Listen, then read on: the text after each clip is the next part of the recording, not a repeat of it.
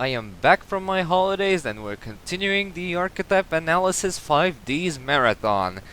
Now we're taking a look at an archetype I actually remembered and put on my to-do list while on my holidays, and that is the Ape archetype used by Dimok, one of the Dark Signers from the 5Ds.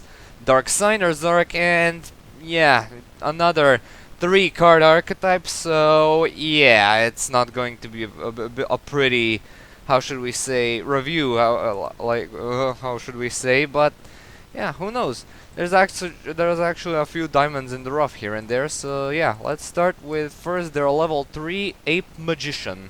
It's a level 3 with 800 attack and 1200 defense, and cannot be special summoned for some reason.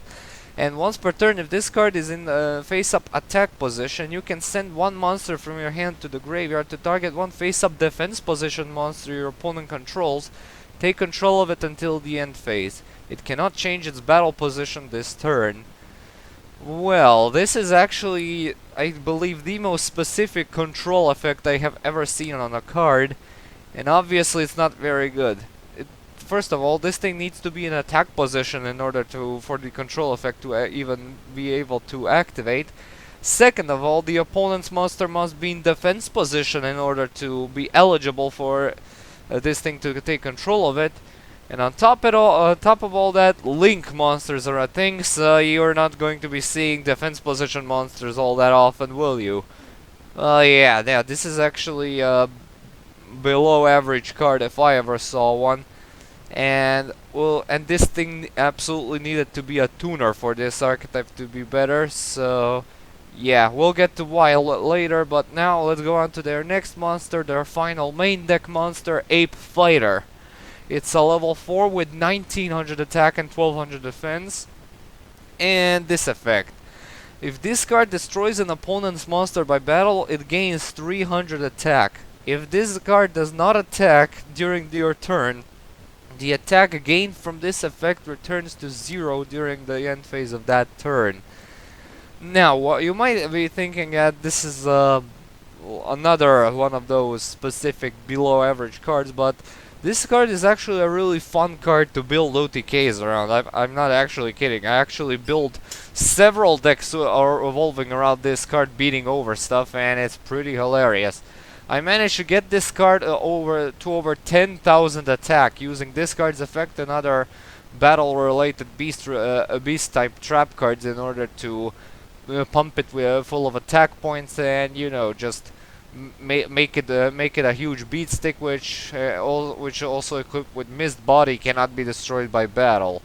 So yeah, Ape Fighter, I definitely recommend you build a really fun gimmick deck revolving this thing's attack gaining effect, because it's actually really fun. You'll actually have a blast using this, because however you will have to build it in a slower format, because anything with access to non-targeting and, well, any kind of outside of non-battling removal can get rid of this thing no problem.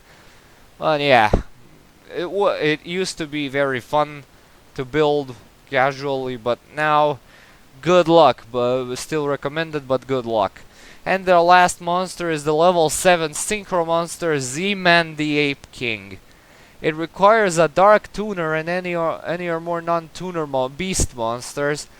And if this card attacks it, your opponent cannot activate any spell or trap cards until the end of the battle damage step. When an opponent's monster declares an attack, you can select that monster and send one monster from your hand to or your side of the field to the graveyard and negate the attack. So all in all, what you get is a Ancient Gear Golem with tolerable protection and lower stats. I mean, I kind of like this card's battle stopping effect, because you can send a monster from the field or the hand to the graveyard, so you can basically set up your graveyard for further plays if you match this thing with some other archetypes, which I'd recommend doing, because this is a 3-card archetype after all. So yeah, that's pretty much everything I have to say about this, and it's now time for the grading scale. Okay, so it's a 3-card archetype. It revolves around beast types, so nothing goes past a 1 out of 3. But yeah, this is kind of what you expect. Z-Man is more of a generic boss monster than an ape boss monster. So yeah, Z-Man can be put to better use in some other beast-related decks, but those are a bit too far in between. So yeah, you won't be seeing him in play that much. So anyway, those were apes. Next up, we're going to have another archetype that is full of synchro monsters. Well, it is the 5Ds era, but this archetype wasn't as full of synchro monsters. It only had one, but it's going to be revolving around synchro monsters way more than this archetype did.